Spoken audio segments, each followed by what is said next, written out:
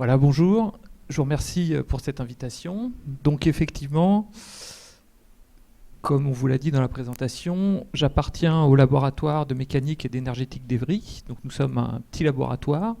Nous sommes dans l'autre partie d'Evry, de l'autre côté de l'autoroute, et nous sommes une vingtaine de chercheurs. Nous encadrons une quinzaine de doctorants et nous sommes divisés en 3 équipes. Donc une équipe qui s'occupe de dynamique des structures, une qui travaille sur la thermique et l'énergétique, et une autre à laquelle j'appartiens, qui travaille sur la mécanique des fluides et sur l'environnement. Ces 3 équipes ont en commun de travailler sur la simulation numérique de processus mécaniques, thermiques et hydrauliques. Donc voilà quelques petits exemples de réalisation des équipes. Mes collègues de modélisation en mécanique travaillent sur la mécanique non linéaire, sur la statique et la dynamique. Mes collègues thermiciens, qui sont eux à Brétigny-sur-Orge, travaillent sur des sujets dont certains auraient eu leur place aujourd'hui, sur la caractérisation des... Ok, j'ai compris. Donc mes collègues thermiciens travaillent sur l'identification thermique des constituants de matériaux biosourcés utilisés pour la construction de bâtiments à énergie positive. Et enfin, mon équipe de mécanique des fluides travaille sur la partie numérique, donc la Computational Fluid Dynamics, c'est-à-dire la mécanique des fluides numériques, et nous utilisons nos compétences dans ce domaine pour étudier des problèmes de dispersion atmosphérique. Donc c'est quoi l'objectif de nos travaux? C'est comprendre, prévoir les concentrations dans l'air ambiant de contaminants émis par un ensemble de sources, principalement des sources d'origine humaine, bactériologique ou chimique. Donc nous avons pour objectif, nous rejoignons les objectifs développement durable qui sont de protéger les populations, développer durablement les territoires et préserver l'environnement.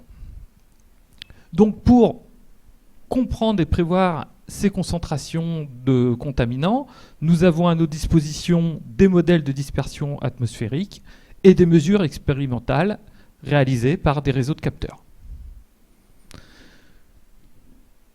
Donc c'est quoi des modèles de dispersion? Des modèles de dispersion, ce sont des équations mathématiques qui permettent de prévoir, dans un environnement donné, les champs de concentration. Donc ici, j'ai pris un exemple d'un nuage de polluants émis à partir d'une source qui est transporté et qui se disperse dans l'atmosphère et qui, pas de chance, passe au-dessus d'un bâtiment public.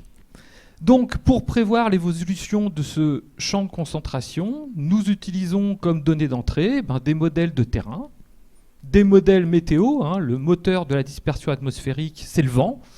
Donc, nous utilisons ces données météo. Nous utilisons les propriétés physiques de l'atmosphère, mais aussi des produits, des contaminants, donc les propriétés physico-chimiques. Et nous utilisons des caractéristiques de source, notamment l'intensité et la localisation de la source. Nous passons ces données dans nos modèles et ça nous donne l'évolution du champ de concentration. Donc ce que je vous ai décrit ici, c'est ce qu'on appelle un problème direct, un problème assez classique en physique. On a des paramètres d'entrée et on calcule un champ en sortie. Donc là, ces modèles sont couramment utilisés aujourd'hui pour étudier la pollution industrielle ou même pour calculer la qualité de l'air. On a tous accès à des informations, notamment en Île-de-France, sur la qualité de l'air. Ce qui relève un peu plus de l'innovation et qui sont des problèmes un peu plus challengeants d'un point de vue mathématique, c'est quand on utilise les modèles inverses. Ces champs de concentration, donc ces champs de pollution, si on dispose d'un réseau de capteurs, on peut mesurer des concentrations. Le problème inverse serait de retrouver, à partir de concentrations mesurées par un réseau de capteurs, l'origine de la source, connaissant bien entendu toujours les propriétés du terrain, la météo, les propriétés physico-chimiques, et cette fois-ci, l'idée ne serait plus de trouver les concentrations à partir des données de la source, mais essayer de trouver l'origine du problème, connaissant les concentrations. Alors, pour résoudre ce problème, nous nous sommes associés avec différents partenaires. La DGA de Vers-le-Petit, donc la DGA maîtrise NRBC, une PME de Seine-Saint-Denis qui s'appelle Fluidine, et avec nos collègues de l'Institut indien de technologie de New Delhi. Donc nous avons développé une méthode innovante qui s'appelle la méthode de renormalisation. C'est une méthode que l'on peut appliquer à toutes les échelles, donc à l'échelle locale, c'est-à-dire à l'échelle qui va jusqu'à quelques kilomètres, voire quelques dizaines de kilomètres, pour caractériser les sources, notamment en cas de rejet accidentel à partir d'un complexe industriel. Mais ça peut aussi fonctionner à plus grande échelle, à l'échelle régionale, voire à l'échelle continentale. Et l'origine de cette méthode, c'est un de nos collègues qui aujourd'hui a rejoint le laboratoire, qui avant était à la DGA. Lui, il a eu l'idée initiale de cette méthode quand il a travaillé au développement du réseau de détection des essais nucléaires clandestins dans le cadre du traité de non-prolifération nucléaire, où il a fallu dimensionner à l'échelle de la planète un réseau de détecteurs pour essayer de savoir s'il n'y avait pas des pays qui feraient des essais illégaux. Donc ça marche aussi à ces grandes échelles. Et on comprend un peu mieux pourquoi la DGA est dans l'affaire, parce que cette méthode permet aussi de détecter des incidents dits NRBC. Donc NRBC, c'est nucléaire, radiologique, biologique et chimique. Et s'il y a une attaque terroriste ou dans le cadre d'opérations militaires, s'il y a un usage de gaz, il est très intéressant, il est pas très intéressant, il est même primordial de retrouver l'endroit d'où est émise la source pour pouvoir la neutraliser le plus rapidement possible. Donc je vais essayer de vous décrire de façon simple comment fonctionne cette méthode. Donc pour cela, j'ai pris l'exemple qui nous concerne tous, c'est le campus où nous sommes aujourd'hui. Donc j'ai considéré que le bâtiment que nous voulions protéger était le bâtiment de forme cylindrique qui se trouve sur le campus. Donc ça, c'est la zone qu'on va appeler la zone à protéger. La première chose à faire, c'est d'équiper cette zone de capteurs météo, donc une station météo qui va nous donner la vitesse et la direction du vent. Et à partir de ces données, on va pouvoir définir approximativement, pour une vitesse de vent donnée, une zone d'intérêt, une zone à partir de laquelle une potentielle émission pourrait atteindre le bâtiment à protéger. La deuxième chose à faire, c'est d'équiper le site de capteurs spécifiques. Donc là, c'est des capteurs bactériologiques qui ont un large spectre pour pouvoir réaliser des mesures. Et ces mesures vont nous permettre de remonter à la source. Donc donc là, je vais essayer de ne pas être trop anxiogène. On va dire une rupture accidentelle d'une canalisation. S'il y a une dispersion de polluants, le polluant atteint le site et à partir des mesures, on va essayer de retrouver l'origine du problème pour pouvoir le résoudre. Donc comment on va fonctionner ?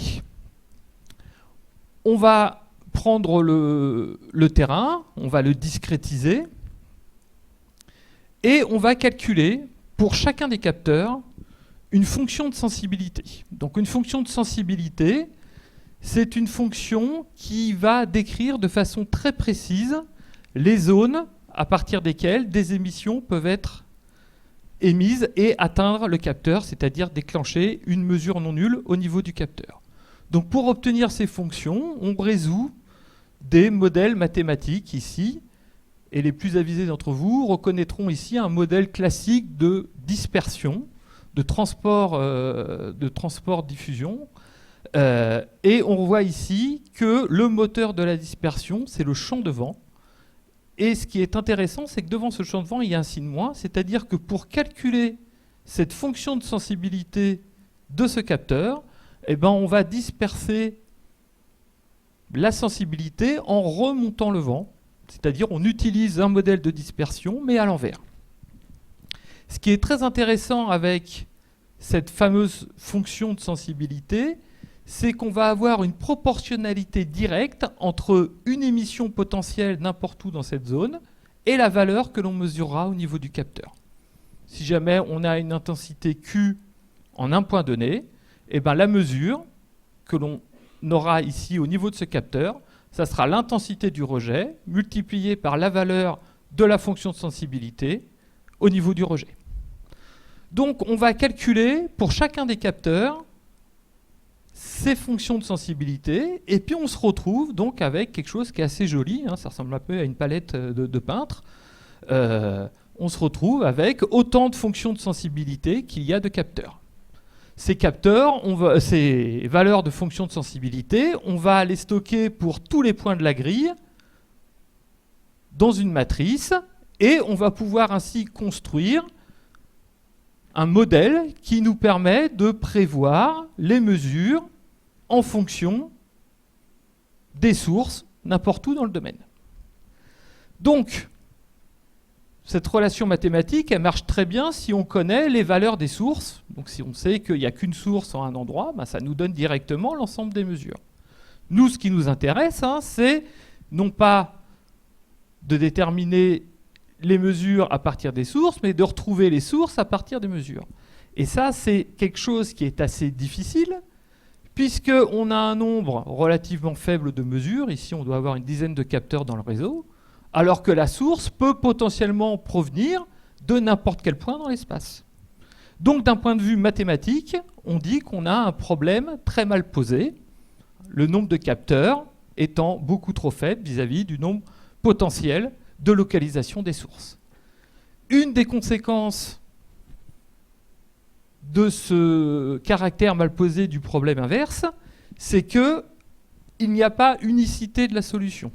C'est-à-dire que lorsqu'on réalise un ensemble de mesures, il peut y avoir une infinité de sources qui expliquent cette mesure.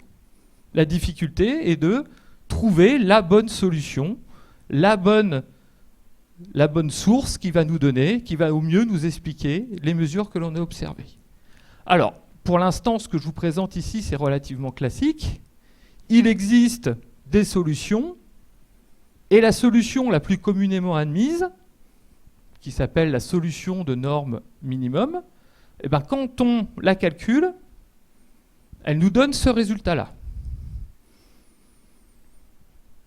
Donc là, qu'est-ce qu'on voit? On voit que lorsque l'on applique les méthodes classiques, eh ben, une des explications qui sort le plus facilement, qui correspond à l'explication, c'est que eh ben, on a des sources localisées au pied de chacun des capteurs et que ce sont ces sources localisées près des capteurs qui génèrent les mesures. Bien entendu, ce n'est pas acceptable.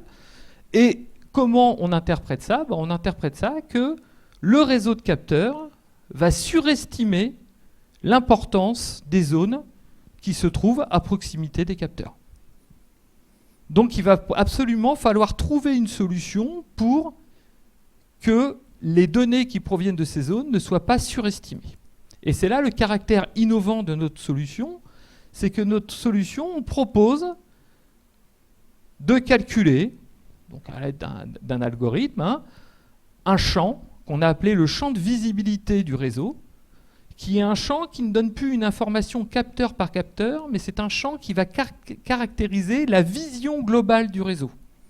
Donc on va imaginer que chaque capteur est une facette d'un œil du réseau, et sur cette image, on voit un peu le champ de visibilité du réseau.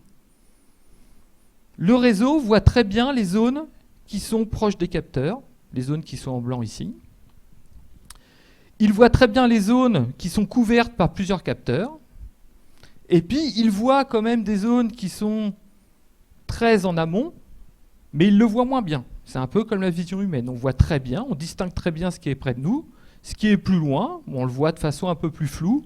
Et puis quand c'est loin, on a un peu de difficulté à estimer les grandeurs des choses, estimer les distances relatives des objets les uns par rapport aux autres. Et ben, ce champ caractérise exactement la même chose. Donc on le représente en noir et blanc pour pas qu'il soit confondu avec la visibilité classique de chacun des capteurs.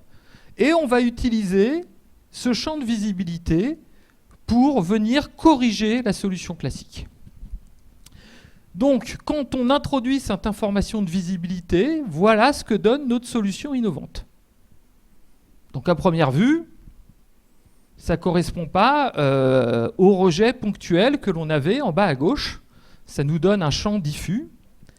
Mais ce qui est très intéressant, c'est que si on calcule, si on recherche le maximum de cette solution, le maximum de cette solution correspond exactement à la localisation de la source qui avait généré les mesures.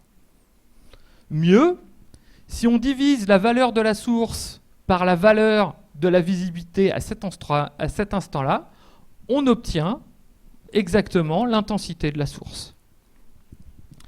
Donc, cette solution innovante, nous l'avons développée et nous l'avons mise en œuvre dans des plateformes que nous avons développées avec notre partenaire Fluidin. Donc, comment fonctionnent ces plateformes? Dans un premier temps, nous avons un site d'intérêt.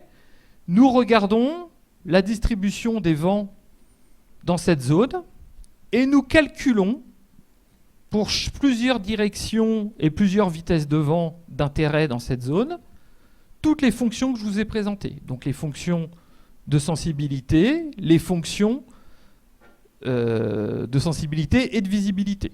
Bien entendu, j'ai oublié de préciser que pour chaque direction de vent, on a une visibilité différente.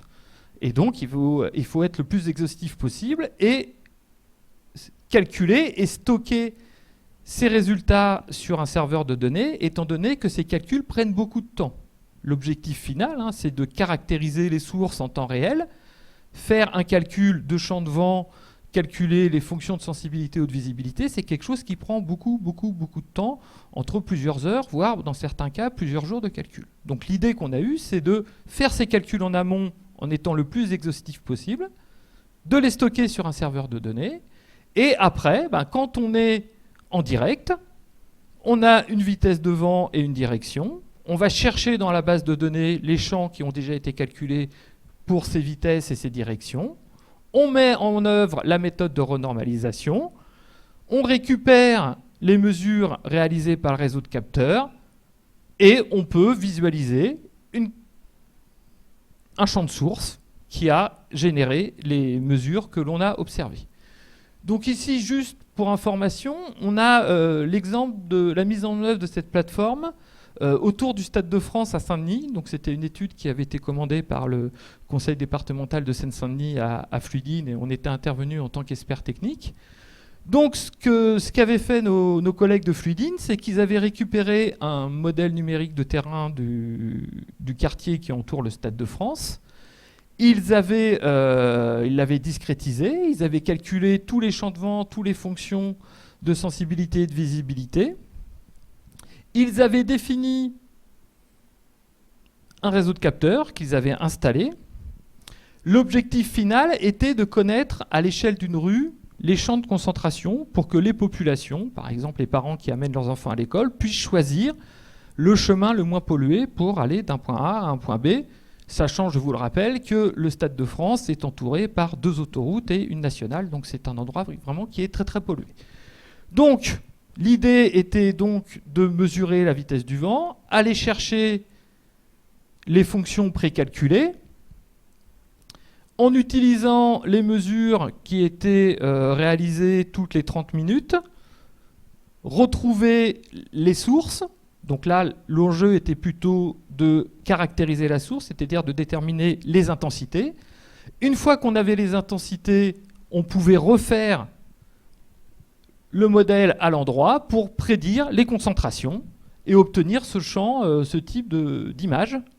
Donc là, on voit les champs en rouge autour du Stade de France. Donc ce ne sont pas des hordes de supporters de Liverpool sans billets, mais ce sont des champs de concentration élevés, des zones à éviter pour se déplacer dans cette zone. Alors, un autre exemple qui est un démonstrateur que nous avions fait pour une usine dans les Hauts-de-France qui utilisait beaucoup de stockage, qui utilisait beaucoup d'ammoniac, et donc il y avait beaucoup d'ammoniac stocké sur ce site, et il y avait également beaucoup de camions qui transportaient de l'ammoniac aux alentours de la zone. Donc pareil, on a discrétisé la zone, on a défini des champs de vent et des vitesses de vent caractéristiques. Le site a été instrumenté, donc de façon virtuelle, et on a calculé à gauche les fonctions de sensibilité de certains des capteurs. Donc là, c'est 4 des 20 capteurs du site. Et à droite, on a défini la visibilité du site. Donc, comment ça s'interprète, hein? Une mesure réalisée à un instant T0. Ici, les champs nous disent que la mesure réalisée à l'instant présent peut être influencée par ces zones par une émission potentiellement réalisée de ces zones 8 minutes avant que la mesure soit effectuée. Là, c'est exactement la même chose, hein. C'est la mesure présente. Voilà, quelle était la visibilité du réseau 8 minutes avant, qui pourrait expliquer les données. Alors, une fois qu'on a toutes ces fonctions, ben là, on a pris un exemple. Un exemple ici, c'est un un parking sur lequel s'arrêtent des fois certains camions chargés d'ammoniac. Donc, on avait fait le scénario d'une fuite qui émanait d'un camion. Et on a donc joué la méthode. Et on le voit que la fonction source atteint son maximum 12 minutes avant que les mesures aient été réalisées. On retrouve la position exacte de la source d'émission à 20 mètres près. On est très très proche pour l'intensité et on est excellent sur l'instant à laquelle a été réalisée cette mesure. J'ai le temps pour un deuxième exemple ? Ok, donc un exemple un peu différent qui concerne directement notre territoire, qui concerne un incident qui a eu lieu pendant les vacances de février 2018. Le 1er mars, toute la matinée, il y a eu une forte odeur de gaz qui a été ressentie de la Seine-et-Marne à l'Essonne jusque dans les Yvelines, et ça a duré toute la matinée. Je ne sais pas si certains d'entre vous s'en souviennent. Bon, c'était les vacances, moi personnellement j'étais à la montagne, mais j'avais entendu à la radio. Et toute la matinée, il y avait eu de nombreux appels de riverains au service de secours, à GRT Gaz, pour signaler ces fortes odeurs de gaz. Les autorités, toute la matinée, ont navigué à vue. Il y a eu un début de panique sur les réseaux sociaux. Personne ne savait d'où venait cette odeur. L'explication, c'est qu'en Seine-et-Marne, il y avait une raffinerie qui est aujourd'hui fermée, une raffinerie Total, la raffinerie de Grand Pluy. Et en fait, ils ont eu un problème, ils ont eu une fuite d'hydrogène sulfuré, mais ils ne l'ont pas signalé. Ils l'ont signalé qu'à 12h30, donc après une matinée totale. Et le communiqué officiel de la préfecture n'est apparu qu'à 16h. Donc il y a eu 3h30 pour confirmer l'origine de la fuite et 7h pour diffuser un communiqué. La question que nous nous sommes posée, c'est est-ce qu'on aurait pu, en mettant en œuvre des modèles de dispersion relativement simples, utiliser les informations qui provenaient des appels des riverains pour retrouver l'origine de la fuite. Donc la première chose que nous avons fait, donc voilà, c'était est-ce qu'il aurait été possible d'identifier la source en temps réel, donc sans utiliser des modèles très évolués. Donc c'est ce que nous avons fait. Donc un stagiaire de DUT a repris les données. Donc nous avons récupéré les données du service incendie secours de l'Essonne. Alors le problème, c'est qu'on n'avait que les adresses des personnes qui ont appelé. On n'avait pas l'heure à laquelle ils ont appelé. On avait les interventions des pompiers. Là, il y avait l'heure et l'adresse. Nous avions les appels reçus par GRT Gaz. Là, il y avait et les heures et les adresses. Nous avons récupéré les données météo du jour en récupérant les données météo qui provenaient de l'aéroport de Villaroche et de l'aéroport d'Orly. Et on s'est dit, est-ce que les personnes qui ont appelé auraient pu être considérées comme étant des capteurs de pollution, des capteurs très peu précis. Mais on sait que le gaz considéré, on le sent pour une certaine plage de concentration. On a les yeux qui pleurent pour un autre seuil de concentration, etc., etc. Donc on se dit, est-ce qu'en utilisant ces données, on aurait pu remonter à l'origine du problème ? Alors, le Total a été quand même de mauvaise foi sur ce problème, donc on n'avait aucune information sur les intensités rejetées, sinon non plus sur l'heure du début de l'incident. Donc la première chose qu'on a fait, c'est qu'on a utilisé des modèles dits gaussiens, qui sont les modèles les plus simples possibles, pour essayer de retrouver les paramètres qui n'ont pas été communiqués par Total. Donc on a défini un algorithme, on a essayé de trouver la combinaison d'intensité et d'heure de début de rejet qui expliquait l'ensemble des interventions des pompiers. Et on a réussi à caractériser un temps de départ de l'incident ainsi qu'une source. Et on a rejoué ainsi l'incident. Donc l'incident commence aux alentours de 8h. Il traverse la Seine-et-Marne. Alors, il n'y a aucune donnée des pompiers de la Seine-et-Marne parce que quand je les ai contactés, Ils étaient tellement fâchés contre Total qu'ils envisageaient une action en justice et ils n'ont pas voulu me communiquer les données des appels qu'ils avaient parce qu'ils envisageaient une action en justice qui n'est jamais venue. Par contre, les pompiers de l'Essonne ont joué le jeu. Donc, avec les données qu'on a reconstruites, ben voilà, 1 heure à peu près après le début, le panache atteint l'agglomération d'Evry. On voit à Lys la concentration qui augmente. Le panache poursuit son chemin. Il atteint la région d'Arpajon et il poursuit sa route vers les Yvelines jusqu'à Miquy.